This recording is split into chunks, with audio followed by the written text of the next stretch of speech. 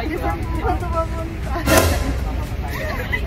Kidnap na po ko ng dalawa. Ang Disney Princess. Ay. Worth it. Sobra. Yes. Want more? I Want more! Hi everyone! So ngayon guys, naglalakad ako para libangin si Jade kasi kikidnapin nga namin siya papuntang Tagaytay, hindi niya alam.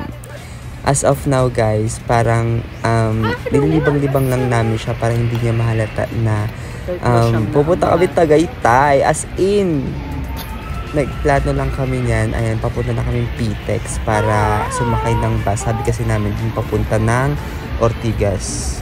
Yan, so until ayan na. Dadaan ko doon, hindi mo alam. Dadaan ko doon. Hindi mo, bababa tayo. Akala mo. Pag kami tama. Tinatanong ko na nga ito. Saan po ito papunta? Kidnap na po ko ng dalawa. Sabi niya, nagtalo sa Pitex, Tagaytayan. Ano ba sa Tagaytayan? Sabi niya, pagsakay natin, bakala kayo dyan. Ay ba kayo sa Tagaytayan?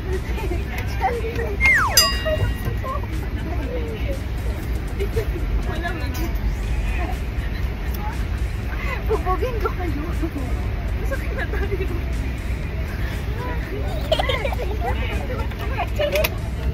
So of the moment guys, hindi pa rin siya makapaniwala. Pero umaandar na yung bus. So, ayan, unti-unti niya nang tinatanggap kung saan siya papunta.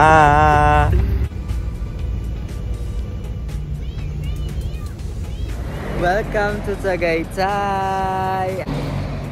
Uwi na ako sa Takid. Ito yung ano. My God. Yes, ang kaladkarang friend.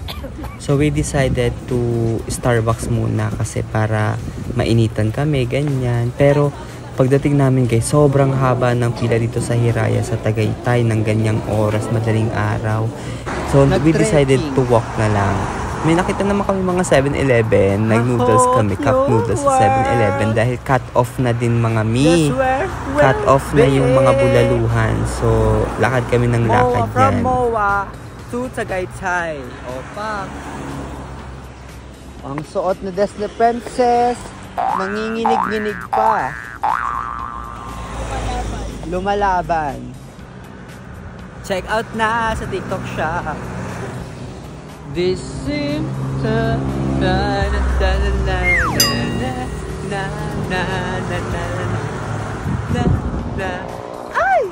Dahil nga, sabi nung ate, alas 7 pa daw yung mga jeep. Lakad kami ng lakad. Napunta na kami dun sa mataas na part.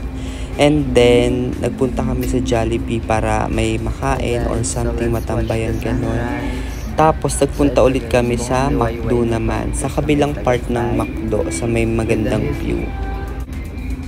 Naka 24 hours na po itong make-up natin.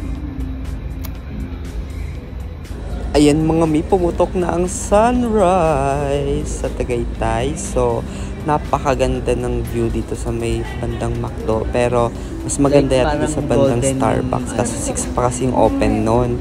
Eh, ano pa lang yan, mga 4 or 5 a.m. So, ayan, yung aming nakidnap. Wala talaga siyang idea kung saan kayo pupunta.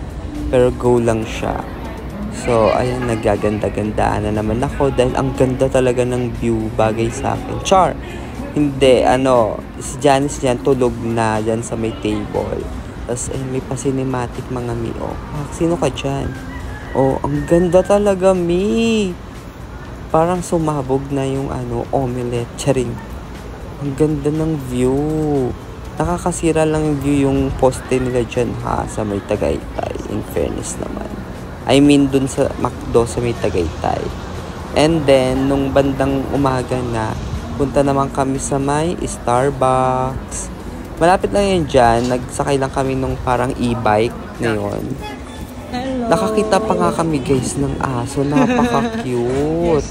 Sobrang cute ng aso. Eh, yung friend kong nakinidnap namin, isa siyang certified dog lover dahil may anak siyang dog. So, ayan, oh.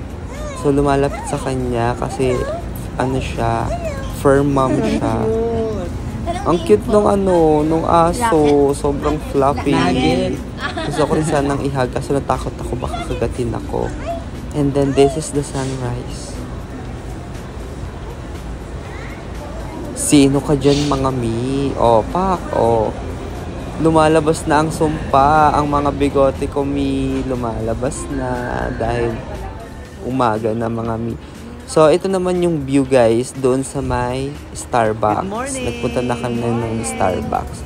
So, na good morning si Jade. Hindi niya alam. Blur siya. Ang ganda talaga, mga mi. Ang view.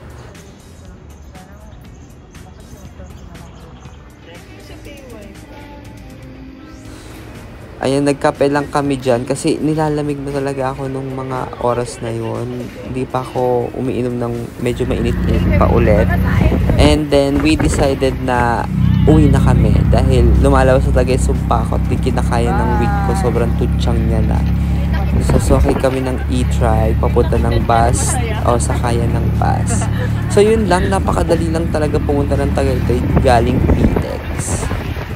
O, bye!